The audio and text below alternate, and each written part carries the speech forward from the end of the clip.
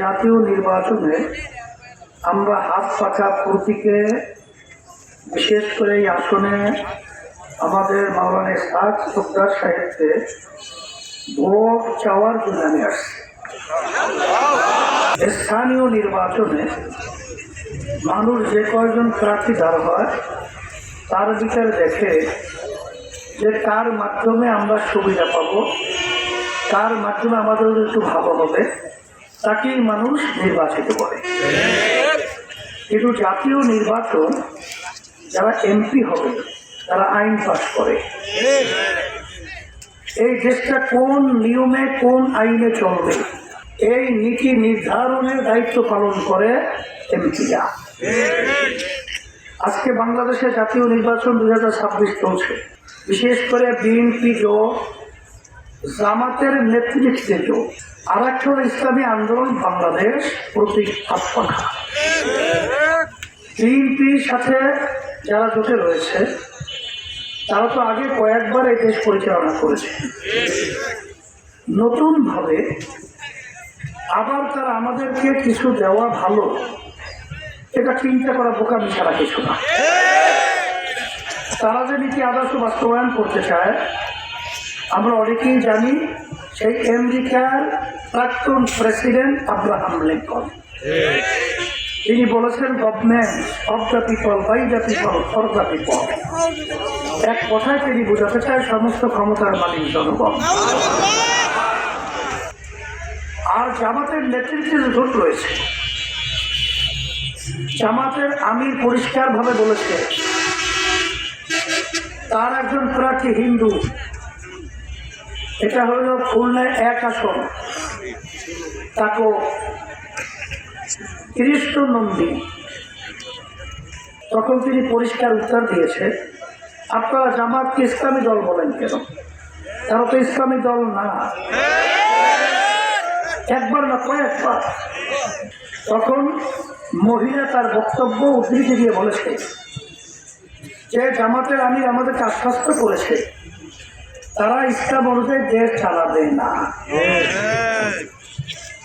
এখন তারা কি অনুযায়ী চালাবে? বলে এই প্রচলিত যে নিয়মে দেশ চলছে এই নিয়মে তারা দেশ চালাবে। এখন আমার কথা হলো, প্রচলিত এই নিয়ম তো 54 বছর চলছে, কিন্তু এই 54 বছর এই নীতি আদর্শের মাধ্যমে খুন বন্ধ করতে পারছে না, চুরি, দুর্নীতি, চাঁদাবাজি, আমাদের দেশের টাকা বিদেশে পাচার বন্ধ, লক্ষ লক্ষ নিরপরাধ মানুষদেরকে মিথ্যা কেসের মাধ্যমে তাদের সংসারকে বিলীন করেছে। এই দেশে বসে বিদেশিদের এজেন্ডা বাস্তবায়ন করেছে, দেশে এসে তাদেরকে অধিকার দিয়েছে। তাহলে বোঝা গেল এই নিয়ম নীতি আদর্শের মাধ্যমে নতুনভাবে আমাদের কোনো ভালো ফল দেওয়ার আশা করা। আর একটা দল ইসলামী আন্দোলন বাংলাদেশ 1987 সালে প্রতিষ্ঠিত হয়েছে। আপনারা জানেন অদ্যবধি পর্যন্ত একটা এমপিও কিন্তু আমাদের সংসদে যায় নাই। যাওয়ার সুযোগ কিন্তু অনেক ছিল। বহু দল এখনো ইসলামী আন্দোলন কখনোই সেই গতানুগতিক যেই নীতি আদর্শের মাধ্যমে, যেই নেতাদের মাধ্যমে, যেই নেতৃত্বের মাধ্যমে হাজার হাজার মায়ের কোলগুলো হারা হয়েছে, সেই নীতি আদর্শ, সেই নেতাদের মাধ্যমে তাদের সহযোগী আমরা হতে পারি না, হতে দিতে পারি না।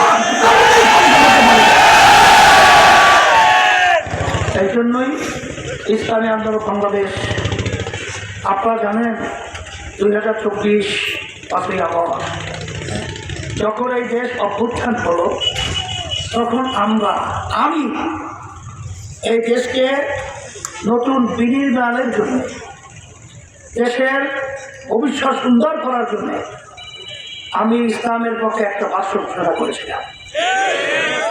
আপনারা দেখেছেন সেখানে অনেকগুলো দল এসেছিল। প্রথম কওমি ঘরানার রাজনৈতিক দলগুলো নিয়ে করেছিলাম। চলার পথে জামাত সহ আরো 2 দল এসে ওখানে যোগদান করছে। কিন্তু পরবর্তীতে প্রায় 5টা-6 নম্বর দল হয়ে গেছে মাতুব্বর। সেই মাতুব্বর এখন নেতৃত্ব হাতে নিয়ে গেছে, নিয়ে এখন তারা ইসলামী শরিয়া বাস্তবায়ন করবে না। তারা ভারতের সাথে গোপনে বৈঠক করে ইসলামী আন্দোলন বাংলাদেশ তাদের নেতৃত্বে এই অবস্থায় থাকতে পারে না। তাহলে আমাদের দুনিয়াতেও ধ্বংস, আখেরাতেও ধ্বংস। এই জন্য আমরা এককভাবে হাত পাখা প্রতীক নিয়ে কি হবে তা জানি না, ইসলামের পক্ষে, দেশের কল্যাণের পক্ষে, মানুষের কল্যাণের জন্য কত কঠিন সিদ্ধান্ত আপনারা বুঝেন। ওই সময় সবাই তো বলতেছে একটা আসন তারা পাবে না, এমনকি দল থাকবে সন্দেহ। যখন হাত পাখা প্রতীক নিয়ে আমরা আওয়াজ তুললাম, এখন দেখি না আমরা একা নয়, আমাদের সঙ্গে আল্লাহ রয়েছে, আমাদের সঙ্গে হকানি ওলামায়ে কিরাম রয়েছে, আমাদের সঙ্গে যারা ইসলামকে ভালোবাসে সেই ইসলাম প্রেমিকরা রয়েছে, আমাদের সঙ্গে যারা দেশকে ভালোবাসে তারা আমাদের সাথে রয়েছে। সারা দেশে সফর করার পরে আমি যতটুকু দেখেছি সেই বাক্সের পক্ষে আল্লাহ রহমতে সর্বশ্রেণীর পেশার মানুষ আজকে আন্তরিকভাবে গ্রহণ করেছে এবং ইসলামী আন্দোলন বাংলাদেশকে হাত পাকা প্রতীক বিজয় করার জন্য আজকে এমনকি আমার সংখ্যালঘু তাবুরা পর্যন্ত স্বতঃস্ফূর্তভাবে তারাও ঢেলে গেছে। কি হবে তা জানি না, তবে আমার বাজানদেরকে বলবো, অর্গানায় মাহবুল্লাহ শুরু থাকতে বলবেন বা আপনারা বলবেন, যদি আজকে হাত পাখা প্রতীক ইসলামের পক্ষে একটা ভোট বাড়ে ইসলামের শক্তি বাড়বে। এই জন্য আমি আপনার আবেদন হিসাবে আমি আপনাদের কাছে হাত পাখা প্রতীকে ভোট নেওয়ার জন্য আসছি। আপনারা ভোট দেবেন কিনা জানি না, তবে আমার দায়িত্ব আমি পালন করব। যদি দেশকে পরিবর্তন করতে হয়, আজকে আমাদের ইসহাক চোপদার তাকে চেনেন, আপনাদের এই মাটির সন্তান হিসেবে দিয়েছি। যদি আল্লাহ তাকে কবুল করেন, আমি উন্নয়নের কথা তেমন বলবো না, তবে আল্লাহর ফজল করবে, প্রতিটা মানুষের মুখে হাসি পড়বে, কোনো সন্দেহ নাই। এই শান্তির প্রতি আমি তার হাতে উঠিয়ে দিয়ে আপনাদের সামনে আমানত হিসেবে রেখে আল্লাহ রাব্বুল আলামিন যেন তাকে হাত পাকা প্রতীকের পক্ষে আল্লাহ বিজয় দান।